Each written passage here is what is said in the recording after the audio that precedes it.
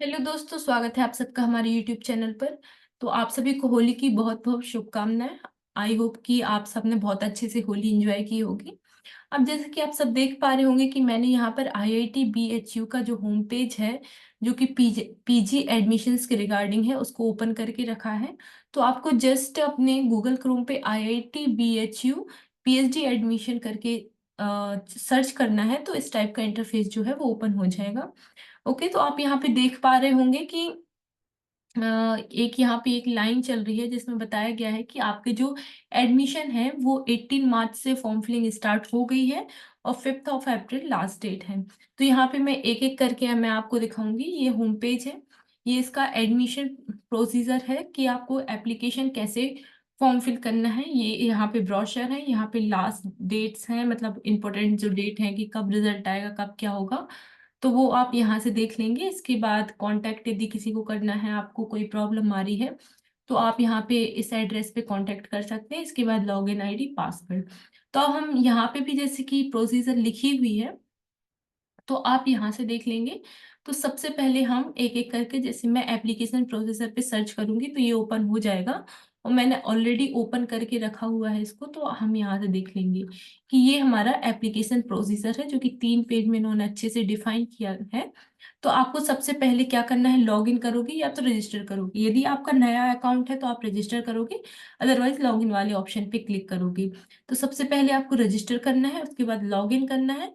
ठीक है, लॉगिन करने के बाद आपको सिलेक्ट प्रोग्राम पे क्लिक करना है। यहाँ पे फिर अपनी पर्सनल जो इन्फॉर्मेशन है स्टेप 4 में वो करना है कंप्लीट। इसके बाद आपको अपना फोटोग्राफ और सिग्नेचर अपलोड करने हैं। इसके बाद आपकी यदि कोप आईडी है, जो कि इंजीनियरिंग बैकग्राउंड से यदि है, वो एमटेक वगैरह में एडमिशन लेना चाह रहे हैं, तो उनके पास एक सीओएपी आईडी होगी, तो वो आपको फिल करना है। तो ये ऐसे ऐसे करके आपको सारे स्टेप्स इसमें बहुत अच्छे से क्लियरली आपको डिफाइन किए गए हैं। तो सारे स्टेप आप यहाँ से फॉलो करेंगे। यदि इसके बाद भी कोई प्रॉब्लम आती है तो हम आपकी हेल्प जरूर करेंगे, लेकिन आपको पहले ये सारा जो एडमिशन का जो एप्लीकेशन का जो प्रोसीजर है वो उसको आपको अच्छे से रीड आउट करना है, और इसके बाद ही आपको फॉर्म फिल करना है।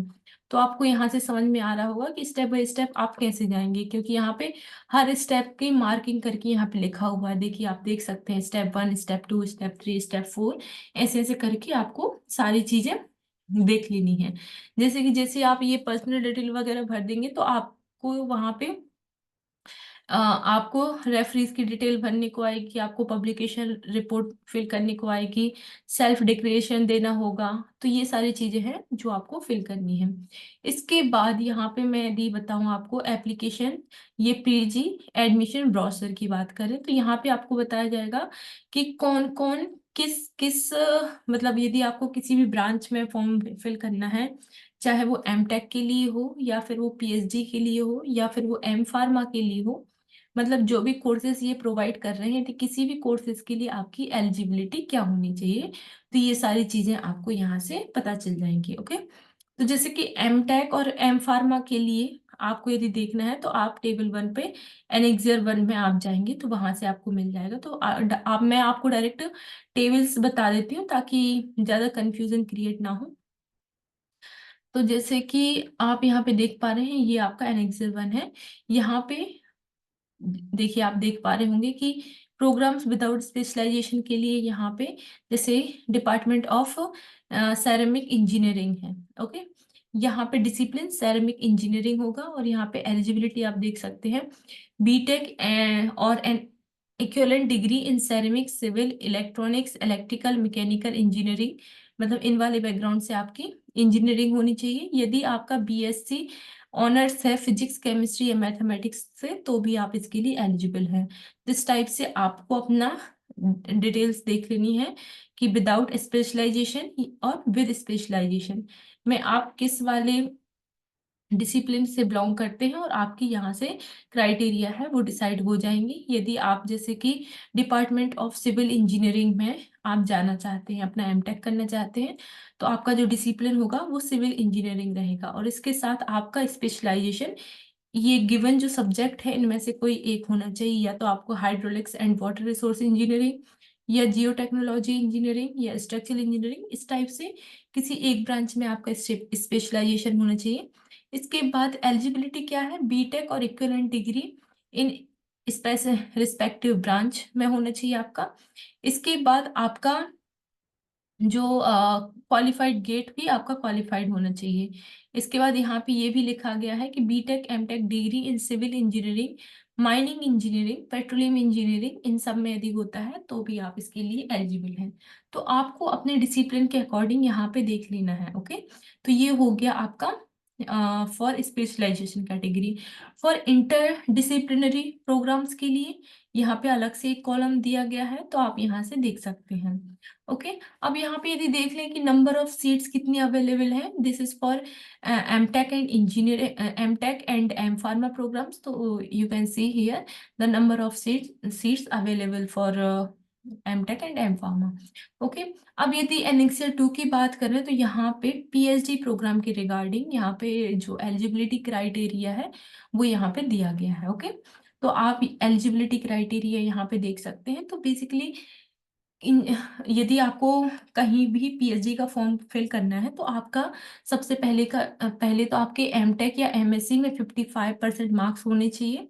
इसके बाद आपका वैलिड गेट स्कोर होना चाहिए या जीआरएफ होना चाहिए। ओके, तो या फिर कोई नेशनल फेलोशिप होनी चाहिए, जैसे आईसीएमआर जीआरएफ, डीबीटी जीआरएफ, यहाँ पे आप देख सकते हैं इंस्पायर फेलोशिप, कुछ भी इनमें से एक फेलोशिप होनी चाहिए तो भी आप इसके लिए एलिजिबल हैं।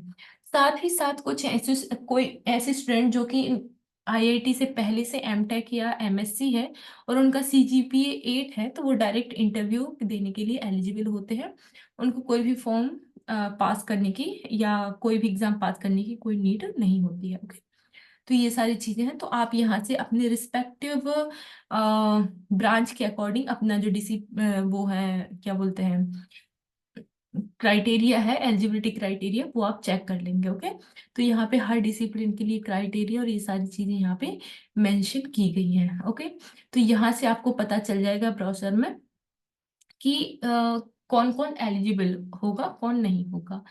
इसके साथ यहाँ पे टोटल नंबर इंस्टीट्यूट असिस्ट, मतलब ऐसे होता है कि यदि जो गेट के थ्रू एप्लीकेशन लेते हैं तो इंस्टीट्यूट उनको फेलोशिप देती है। ओके, तो किस डिपार्टमेंट में कितने इंस्टीट्यूट असिस्टेंटशिप अवेलेबल है तो वो आपको यहाँ से देखने मिल जाएगा। जैसे केमिस्ट्री डिपार्टमेंट में 11 है, सिविल इंजीनियरिंग में 24 है, मतलब 24 स्टूडेंट्स हैं जो गेट बेसिस पे ये ले सकते हैं। तो टोटल 265 स्टूडेंट्स को गेट बेसिस पे फेलोशिप दी जाएगी। तो यहाँ से आपको ये चीजें पता चल गई। ओके, तो ये सारी चीजें आप यहाँ से देख लेंगे। अब इसके बाद में लास्ट जो इम्पोर्टेंट डेट्स हैं यदि उनकी बात करूँ तो आपकी जो फॉर्म फिलिंग की ओपनिंग है वो 18 तारीख से स्टार्ट हो गई है और 5 अप्रैल लास्ट डेट है। इसके बाद last date for notification shortlisted candidate को 9 अप्रैल को आप कर दिया जाएगा।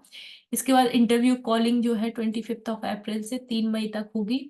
इसके बाद 8 मई को आपकी लिस्ट अनाउंस होगी।